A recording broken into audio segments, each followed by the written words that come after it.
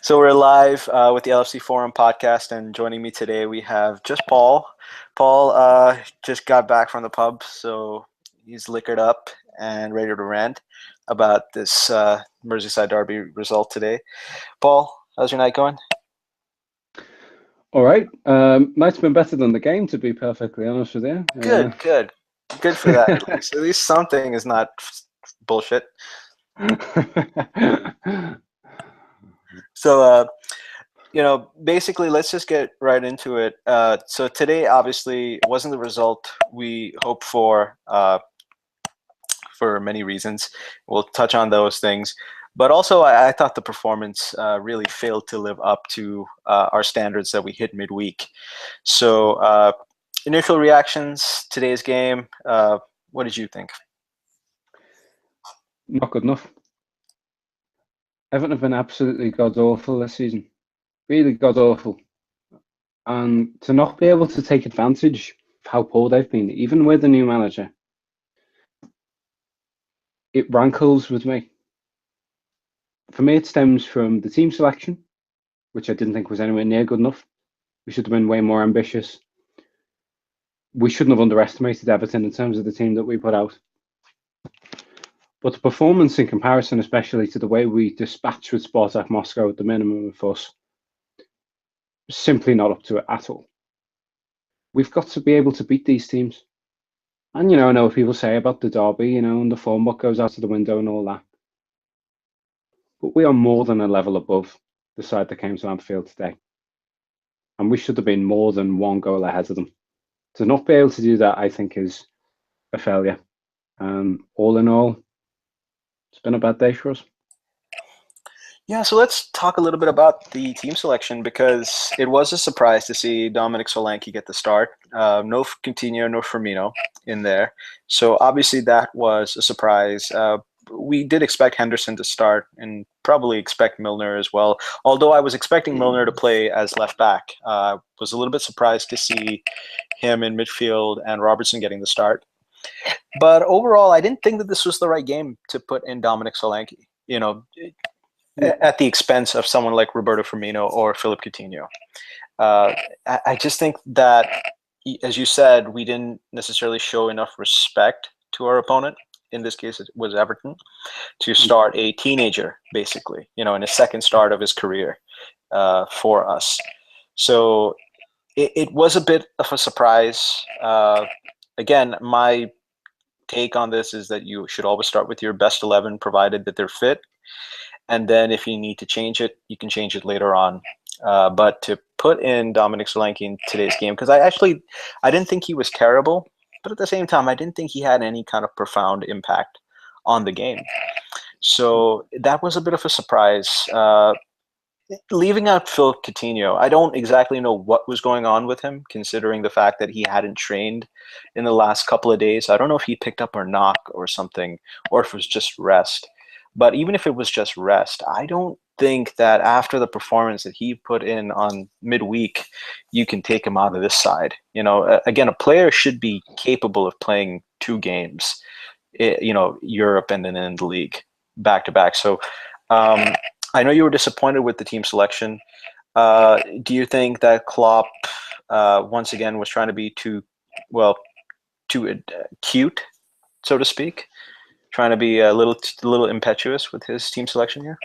Yes, you say you think that he's been too cute. Yeah, I think he's been too clever for his own good. People say we've got a lot of fixtures coming up, and the more we rotate, the fresher players are going to be for the fixture congestion that we are going to have to put up with. But even then, I think he's overthinking it.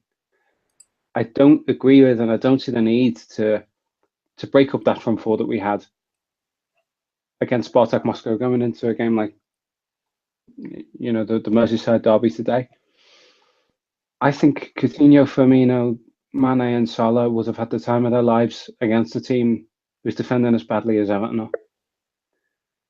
And you mentioned Dominic Solanke before. I've got no qualms whatsoever about the fact that Dominic Solanke's in our squad. I think he's a talented lad. I want to see him develop into a good player for us. but the lad's hardly kicked the ball in anger for us whatsoever. It's okay to drop him in here and there, but this is one of the biggest games of our season. It's not just why would we take out Firmino and drop Dominic Solanke in from our perspective, but why would we do that to him? Why would we pile that pressure on a 19-year-old young lad? Yeah, that's right. That doesn't sit well with me at all. I mean, especially because Firmino was outstanding, and I criticise Firmino sometimes in the Numenaro. Firmino was outstanding on Wednesday night. I thought he was really great. I don't see the point in dropping him. Said it's one of the biggest games that we'll have all season. It's one of our biggest home games, probably our greatest rival, Man United notwithstanding. Why would we put out a weakened team? Why would we break up that amazing attacking formation that we've managed to create for ourselves? And I said in the last podcast, this feels like Liverpool are back. And at times it still does. When you see those players play off each other, it's breathtaking to watch. But what's the point when you only get to see that every 3 or 4 games? And we don't even get to see that in one of the biggest games of our season. Yeah, see, one of the things about the rotation aspect is that we had 2 big games coming up back to back. One midweek, Spartak, and then obviously today, the Merseyside derby. And then we have West Brom midweek. I would have thought West Brom would have been the right game to give Dominic Solanke that start, not this one. This is a situation where you play your best team. Again, you have to obviously talk with the sports scientists, things like that, but you play your best team, and basically you save the major rotation for West Brom, because again, that's another game at home. So if you want to make one change here or there, you want to bring Oxlade-Chamberlain for Mane, that's okay. I can understand that. But overall, I would like you to keep the team that ran out 7-0 winners over Spartak Moscow midweek. Don't mess with that momentum. And today, messing with that momentum. And to some degree, I feel that's the case for the midfield as well. Now, I didn't think Wijnaldum and Jan were particularly amazing against Spartak Moscow, but I thought they were quietly okay. Better. I thought their balance was a lot better than Milner and Henderson today. And we'll talk a little bit about this performance, because the first half, it really was extremely predictable, slow, and Everton were very well organized. We kind of expected an Allardyce team to be, when they're coming to Anfield. I think Allardyce is delighted with the point coming over here to Anfield, given how woeful they've been basically this season. But the way they defended, very disciplined, kept pushing us wide, and essentially just limiting us to crosses. Our goal came from a piece of brilliant individual play, once again by Salah. He's just turning into an absolutely magnificent player. This goal today was just top class, top quality, just an exceptional goal. Now, some people have pointed out that maybe a more stringent referee would have pulled that back for the apparent foul on Martina, or at least what appeared to be a push or a shove on Martina. But I thought it was a good piece of play, matched by outstanding technique and a finish over there. So, aside from that, in our first half, we just had one more chance, which is the Mane chance, where he really should have the Mane opening, I should say, not really the chance, because it broke open for him. He had 2 other players who he should have squared it to, and we would have been 2-0 up at halftime. Talk to me about the Mane situation and the Salah goal. I gotta say, I didn't really see a foul in the Salah goal. I'll watch it back, but I never watched that thinking, oh, he's pulled him back there. But he gets better, doesn't he? Salah just gets better. When he arrived, I thought, good player. Nice and quick, and he's direct, and he knows where the net is. Every time I see him, he does something else that surprises me. And he keeps improving. He keeps on getting better. He keeps on doing things that I didn't realize that he could do every single time he plays. He's been, as you said, magnificent. Today, again, he shows how magnificent he is. He's our best player. I think he's surpassing Coutinho. Yeah, I agree. I think he's our best player.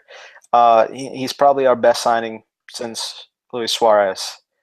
Uh, 100%. Yeah, he's definitely our 100%. best signing because the goal today, again, I don't want to I don't want to necessarily make a comparison with Luis Suarez because I think that's unfair to Salah Sure. himself. Yeah. But the goal itself today just reminded me a little bit of Suarez, that he had that Yeah. little bit of tenacity, a little bit of ingenuity to curl that in from a difficult angle, using Ashley Williams over there as sort of a shield to prevent the goalkeeper from seeing it. And then just, a little cut inside and then opening his body up and then just a flat out beautiful goal.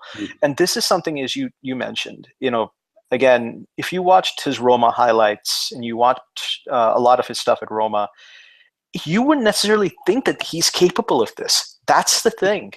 He's really elevated his game to a level where I genuinely didn't think he could have gone, and he's going there now. And he's frankly, I would say, he's 1A to KDB's 1, basically, in terms of player of the season so far. He's just superb right at this point. And regarding Mane, do you think it was selfish of him to basically take that chance on his weaker left foot? Yeah. It goes without saying he should have passed. Sometimes I don't mind a striker being selfish. Sometimes I think teams can be over elaborate. Forward lines can try and, to coin a cliche, walk the ball into the back of the net. That wasn't one such time. He really ought to have passed it. But I think the importance of that individual moment is being overblown in what I think is the context of a team that, in my opinion, should not have been the one to play today. And I think it's the kind of thing that happens when we get a disappointing result, when other things are at stake, when there are more pertinent reasons why we've dropped points. Those are usually the times we hone in on these individual moments. I think if we'd had Coutinho and Firmino on the pitch from the start, I don't think we'd be talking about Mane. I don't think we'd be talking about him and his selfishness and the fact that he didn't square it for Solanke. Yeah, he should have squared it. But I don't even think we should be having this conversation about Mane.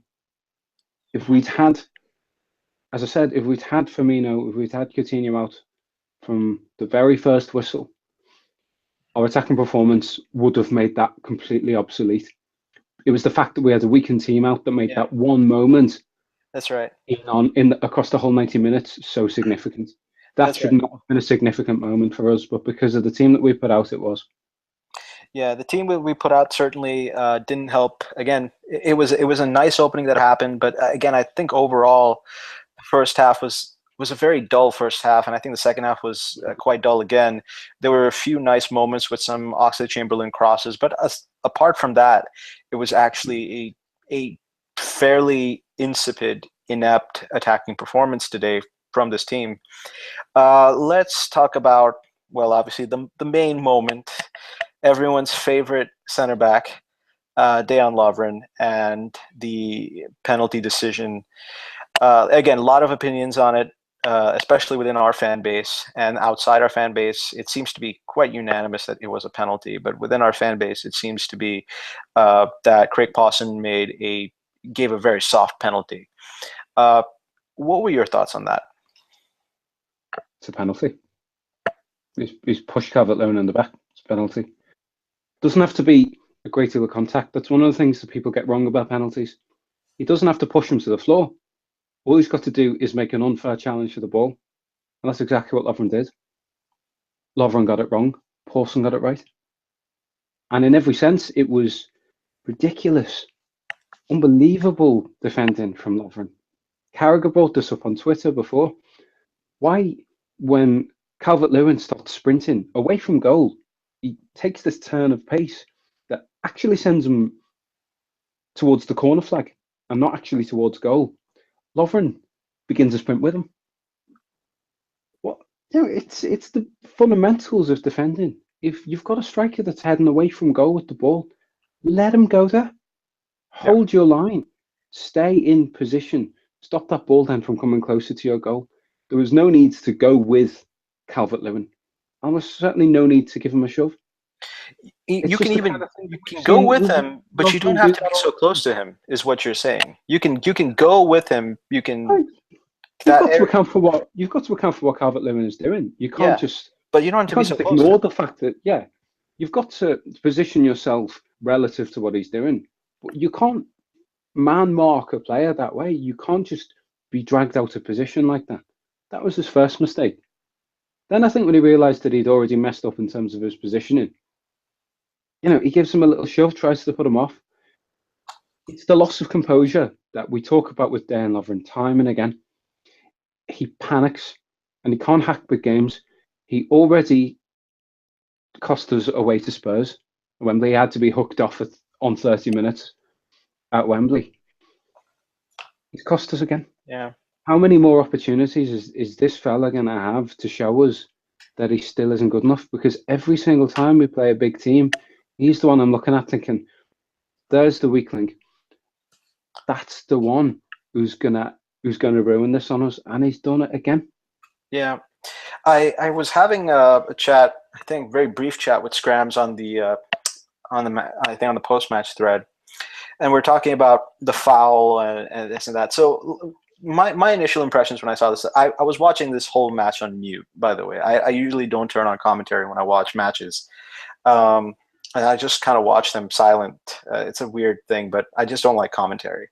When I first saw this in real time, I thought, I really hope he doesn't give away a penalty. I was nervous, but I couldn't hear the whistle because it was on mute. So I didn't exactly know what was going on, but I was thinking, I really hope he's not giving a penalty away. And then I saw Pawson's hand point to the spot, and I thought, oh no, he's done it. I thought it was again, the contact was there. It was not a hard push. It was more of a nudge. But then again, why do you have to be so close, and why do you have to have both hands on Calvert-Lewin? And basically, on Twitter there was a little post showing this, where you can just see from Pawson's vantage point, you can see why he gives this. Both hands are on Calvert-Lewin. Lewin is going away, and Lovren comes in, and in real time, when you see it, it looks like he's barged into him to some degree. Now, Calvert-Lewin slows down, but every striker is going to do that in the box. Every striker does this. It's textbook 101 that a striker is going to do this. So Lovren has to be smarter than this, and that's the problem with him. And this is where individuals can be, this is the difference. Again, if you had Virgil van Dijk in this situation, I'm not saying that he can't give away a penalty like this, that he's incapable of doing it, but I think the likelihood of it happening is significantly lower. The probability of it happening is significantly lower with a defender like that. Again, this is where individuals cost you games, and this is why you have to improve on personnel, because the better the personnel, the less frequent these things are to happen. And once again, we've seen a situation whereby 2 points are dropped because, again, the usual suspects are out in force. And basically what Lovren did, the only crime that he made here was he gave the referee a decision to make. And, sometimes they go against you, sometimes they go for you. This time it went against us. Again, to some degree, I do see the point where people say it was very soft. But then again, it's not about how hard or how hard he pushed. It's all about the appearance. And when you see it, it looks like he barged into him and he nudged him over. And, letter of the law, if you do that, it's, the referee's going to make a decision that is going to affect you in the wrong way. And I thought Everton got very lucky today because they didn't play well at all, and they were bailed out, basically. And you know what? I think it wouldn't be so bad for me if it weren't for such an obvious lack of any introspection whatsoever on the part of Dejan Lovren. As soon as that final whistle went, what does he do? He runs up to the referee and gets in his face, starts complaining about the decision. If that had been me, if I'd just cost my team a win in one of the biggest games they'll play all season, one of the games that the supporters want to win more than any other game, I wouldn't be going up to the referee at all. I'd be going away and sitting down and thinking, Christ, I've messed up. But he doesn't think that. He doesn't see that. He thinks that it's the referee's fault. So I'm not even persuaded that Lovren's going to go away and learn from this. I think Lovren has approached this with a level of impunity. This wasn't his problem. This wasn't his fault. And he's not going to learn anything from it. That's especially from a player I've never seen really learn anything since he's joined. That's what I was thinking. Since when has he ever learned? All these years, 3 years he's been with us. He's still in large part the same defender that came here, under Brendan Rodgers, basically. Prone to errors every now and then. Again, what you guys say over there, it's a rush of blood, right?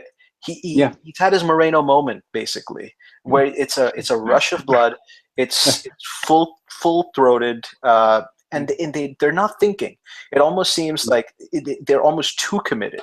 In this case, he didn't have to be too committed, and this is where, again, better defenders will more often than not be in this situation, and will not be giving the opposition free chances to basically level up the scoreline. And this is where, again, the Klopp's insistence upon not buying a center back has come back to bite us. A couple of times. Yeah, I don't think I'm being too harsh either when I say that Dan Lovren shouldn't be at Liverpool. He shouldn't still be there. He shouldn't be. Now, in 3 weeks' time, the transfer window opens.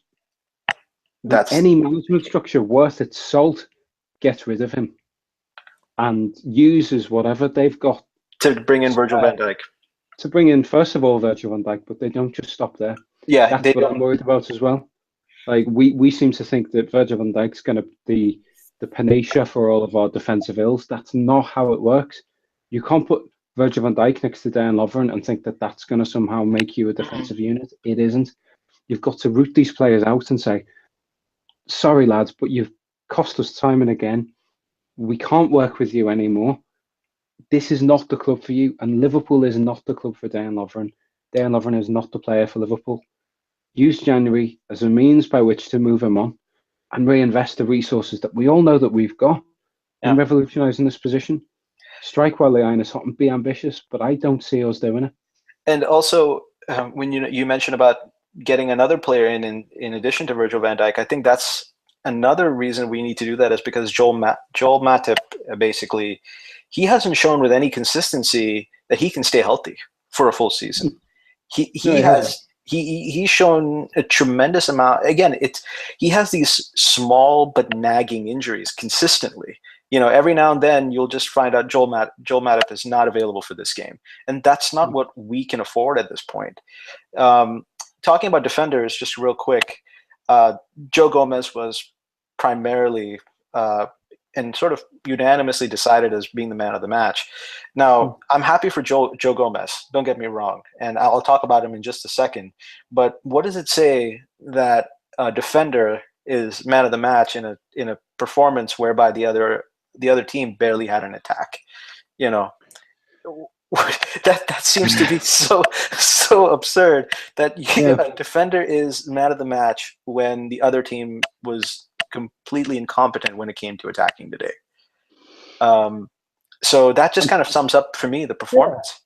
Yeah, it really does. I mean, as you said, I'm pleased for Joe. I like him as a player. I do think there's a really good defender in Joe Gomez. But all it does is pay testament to how we struggle to break a team like this down. And Everton don't defend well. Ashley Williams has been one of the worst defenders all season in the Premier League. We should have been all over a defence that had him in it. And Cuco Martino, I think, has been god-awful as well for Everton this season. Yeah. We should have been swarming all over them.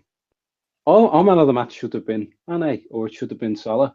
Yeah. The fact that it's, as you said, I can't put it any better than you did. The fact that it's been Joe Gomez speaks volumes. But one last thing I want to say on a So the last point I want to make is if a squad, if a Premier League squad is a meritocracy, then it means that Joe Gomez will start playing at centre Yes, back now. that's right. That's what I wanted to say. Where Lovren has been or where Klavan has been, put Gomez there. No two ways about it. I'm perfectly happy to see this lad given a chance. We know he's got mental strength that I think he's already shown that he's got this mentality that Lovren lacks. So we threw him in at England, threw him in against Brazil. His opposite number was Neymar, the most expensive player in history, one of the best players of his generation. And Gomez didn't look fazed by that. He wasn't perturbed by the fact that he was up against someone like that. He was just determined to go out and do his job. That's the kind of player you want. There might be things he has to learn. He might need to develop a little bit in terms of maybe positioning or just being that little bit more canny at times. But he's got the confidence, he's got the presence that Klavan lacks and Lovren lacks. I want to see him at centre-back more often. In comparison to the other players we've got there, he's ready. And do you know what? If it means putting Trent Alexander-Arnold at right back, I'm perfectly happy to do that as well. Yeah, I'm quite. Again, I think Gomez's confidence has improved as the season has gone on, and he's gotten more consistency at that right back spot. Because initially, I thought, again, last season we saw him in one or two matches, and I didn't think he looked very convincing. But then again, that happens after you've been out for a long time and you're not getting consistent minutes. But now that he's really begun he's getting consistent minutes even at right back, you can see he feels comfortable. Again, it's something that's normal for him now. Playing week in, week out is something that he's comfortable doing, and he's growing in stature. And so now I think is the right time to put him in at center back. There's no reason to take him out, to put him in at right back when you have Trent Alexander-Arnold over there. Again, he has his own issues. I'm not denying that he doesn't have his issues. He has issues sometimes with positioning. But again, give him games, just like Joe Gomez. You may see something, really blossom out there. That's the only way they will learn, basically. And go on, Paul. At least those players give you something like you feel like you can look forward to. They have upside. Lovren and Klavan, given their age and given the ceiling they've hit, never make me think, one day we'll have a great centre-back pairing on our hands. But when I watch Alexander-Arnold, I do think to myself, he could be really special, this lad. And if we've got to put up with, the odd lapse here and there from a young lad who's obviously very talented in order to get him to where he needs to be, to get him to where we need him to be, I'm happy to do that. That's the kind of player where you can tolerate the odd mistake. I can't tolerate the odd mistake from someone who's 28 years old. I can tolerate it from a teenager, but not from someone who should be experienced enough to not give a penalty away 75 minutes in when you're only 1-0 up. And the other thing about today's performance and today's match was the substitution. Obviously, the substitution of Mo Salah was generally met with a bit of confusion. Again, it's a bit surprising to see Klopp hook off probably his best attacker, which again, it's just confusing. Again, you could, again, the argument that will be used against anyone who brings this up will be, Klopp knows more than you, right? The Klopp knows more than you. Klopp knows how many minutes he's on as a restriction, probably from the sports science folks. How much is advisable for him to play? But I to me, I just don't know. I mean, there is a balance there. If you're going to take off somebody, you need to take off somebody who's not having a profound impact on the game. So you don't take off Mo Salah, who basically, again, the only reason we got our goal today was because of his moment of brilliance, not because we carved out not because we carved out opportunity after opportunity. It's because he decided that I'm going to take this into my own hands and I'm going to go get us a goal, basically. So I refuse to believe that sports scientists have told Jurgen Klopp that Mohamed Salah is not capable of playing more than one whole match within the space of 5 days. I refuse to believe that that's what's gone on. It just doesn't seem to stack up. What I think's gone on is, in terms of the team selection that we put out from the very start, Klopp's underestimated both the opposition and also the gravity of the occasion for us. And 60 or so minutes in, he goes, all right, you know, we're 1-0 up. We've got another game on Wednesday. Might as well start resting players. I think the reality is a lot simpler than all of this guff about sports science and, oh, Klopp knows more than you, this quite silly appeal to authority that doesn't exist. What I think is so much more obvious that's gone on is that he's gone, okay, this game's won now. And he was wrong. It wasn't one. And I've seen him do it time and again. You know, I saw him do it. We were chasing Champions League football last season. We got up by the skin of our teeth. That game against Bournemouth at home, we were 2-1 up and he took Coutinho off. I don't think that was a sports science decision. That was tactics. All day long, that was tactics, and it was the wrong tactic. And today it was the same thing. It was the wrong tactic. You don't take your best player off against your most fierce rival when you're only 1-0 up and there's about half an hour to go. Yeah. And he needs to learn from that mistake because it was a big mistake. Yeah. You know, when you still are 1-0 up, especially with this team is known for not being able to hold leads. I don't see the logic in taking off your best attacker. Perhaps if you, again, I would have probably taken off Dominic Solanke for Firmino at that point. I would have said, okay, you're off, Firmino's on, you know, and then Coutinho's on for Oxlade-Chamberlain or Milner, someone, you know, one of those. That would have been my shuffle.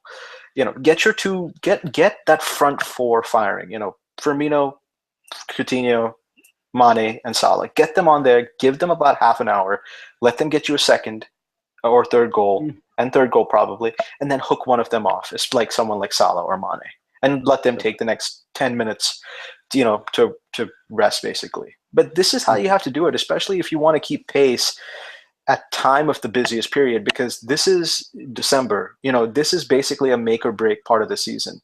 You can either, you know, with the number and the volume of games in this time span, you can either fall away or you can keep pace. So, you know, losing points here, you know, losing points at this juncture is pretty crucial. It's a hell of an opportunity missed as well. We could have gone ahead of Chelsea. We should have gone ahead of Chelsea. That should have been in our minds. It boils down to trying to be too clever for our own good, and the opportunity slipped through our fingers now. Yeah, but also shows that, you know, there is still a lack of depth in this team. You know, like if, for example, if you take out Firmino from Wednesday and you put in someone like Timo Werner, you know, this comes back to that whole striker debate. You know, you know, you're talking real quality for quality replacements here. You know, and that's the main thing. That's one of the reasons why you don't say no when you get an opportunity to buy a you know, potentially top class striker, you know, who's coming into his own basically. You know, you don't say that just because that will upset Firmino or that'll upset, you know, how, you know, Salah and Mane like to play. To suggest that they can't play with a top class striker is nonsensical. It makes no sense. I mean, it's a complete and utter absurdity to say that if you took Firmino out and put someone like Werner or Aubameyang in, the whole thing would fall apart. Are you serious? Do you genuinely mean to say that Mane, Salah, Coutinho, and Werner or Aubameyang couldn't play together? Yeah. And it all centers around this sophistry, so this kind of logic that kind of sells itself as intelligent, but it's not actually all that insightful. This idea that because Firmino isn't scoring that well, that's right, he doesn't score, you know, 1 every 2. He tends to score 1 every 3 or 4. Yeah. Because of that must mean he's contributing in other ways. It doesn't follow. That's not the case. Firmino gets an average of 1 assist every 5 games or so, more or less the same as Salah, more or less the same as Mane. Salah and Mane are just as important to the way we build up play as Firmino is. Yeah. Why is Firmino all of a sudden having all this importance projected onto him? Why is he the glue that holds this together? Yeah. Why is it not Salah or Mane? Why are they not serving him? It doesn't make any sense. You put Werner in there, all of a sudden you've got some of the most productive wide forwards in England playing off one of the best centre forwards in England. Why wouldn't that work? That would work better than what we've got right now. It almost seems like, that this system won't work unless you have a false nine, and that's what I can't get my head around. Just because Firmino likes to drop deep, that doesn't mean that is going to prevent the likes of Salah and Mane. It's almost insulting to their own quality. It's almost insulting to them that they're not good enough to play with someone like Werner, meaning they won't get the same type of chances. Werner's not good enough to create that. He won't be able to create space for them to operate in. No, they're quality players. You let quality flourish on its own. You don't have to do too much to it. Quality players will again, it's like Gerrard and Torres. Quality players will be able to play off one another instantaneously almost instantaneously. They'll find a way. And yeah, one thing as well, you sign a Werner, you sign an Aubameyang, doesn't mean you're taking Firmino out of the team. Exactly. You just drop him to number 10. And it gives you those options. It gives you the option, for example, of let's say we had Werner going into the season, we could have dropped Werner for Firmino, and that could have worked. Right. But instead, we're in a situation where when we drop Firmino, we've got to drop him for Solanke in a derby. Yeah. You're right. It exposes the lack of depth that we've got, even in this outstanding forward line that we've created. That's right. Yeah. It does expose the depth, and that's again another issue. I don't think it'll be addressed in January. I think at least as long as we address even one center back in January, it'll be again, it won't be negligent by the club. But again, the Lovren thing, I think this again, if it hadn't run its course by Tottenham, it's certainly run its course now. So, any final thoughts, Paul, before we conclude this podcast? I'm looking forward to the draw, actually, tomorrow. Yeah. Kind of neutral as to who we get. But, part of me almost hopes we get a bigger team. Part of me is almost welcomes the prospect of getting Juventus or Real Madrid or Bayern, because that's the situation where we're more likely to see Mane, Salah, Firmino and Coutinho on the pitch at the same time. If it means bringing the best out of Liverpool, hey, let's do it. Let's bring them on. That's right. Yeah, and again, I also prefer it to be a big tie, because I think the fans deserve to go to see Liverpool playing against a great team in a great stadium. Again, I think that's part of what is also an appeal about being watching sport. It's going to fantastic venues, going to fantastic cities, and being part of something that could be historic. You never know. Sure. Instead of going to Shakhtar Donetsk. So basically, it's something about going to the Allianz Arena that for a Liverpool fan would be amazing to be. Absolutely. Yeah. I mean, I'll take anyone we get. I don't want to see the fans have to travel to Ukraine. Yeah. But even like Porto is a great city. As an away trip, I don't think the fans would be disappointed by that. But if you want a great European away trip, Turin, Munich, and Madrid, they're none better. They tick every single possible box. Yeah. Again, I mean, I don't think any Liverpool fan should be disappointed at the fact that even if we got getting Real Madrid, I mean, you're getting to play the best team in the world for all intents and purposes, with some of the best players that have ever played this game as well. So there's no shame in going there and even losing. Even if you lose a close tie, there's no shame in that. Fans get to enjoy a exciting tie, and everybody wins in that case. Yeah, I remember when I was a kid when we drew Juventus in the quarterfinal in 2005. Yeah, and I remember a lot of Liverpool fans that I knew, so my dad and extended family, were really disappointed by that draw. They wanted an easier tie, but I'd never seen Liverpool play a team of that stature at Anfield before. And the excitement, I couldn't put it into words, to see players like Nedved come to Anfield. Mm-hmm. That was and get An outclassed by astonishing Anthony thing. Latalik. Yeah. How the hell did that happen? Get outclassed by Anthony Yeah, Latalik. 100%. Or seeing Gianluigi Buffon, one of the greatest goalkeepers of all time, lobbed by an absolute beauty from Luis Garcia. But at least Garcia had quality. But Yeah, Anthony Latalik. I love Luis Garcia. That was a great feeling to see a team Yeah. immense quality like that come to Anfield. I couldn't put into words, and I still can't put into words the excitement of a tie like that. And Yeah. hey, I would feel like that same 14-year-old kid if we got Real Madrid at Anfield in February. That would bring all of that emotion back for me.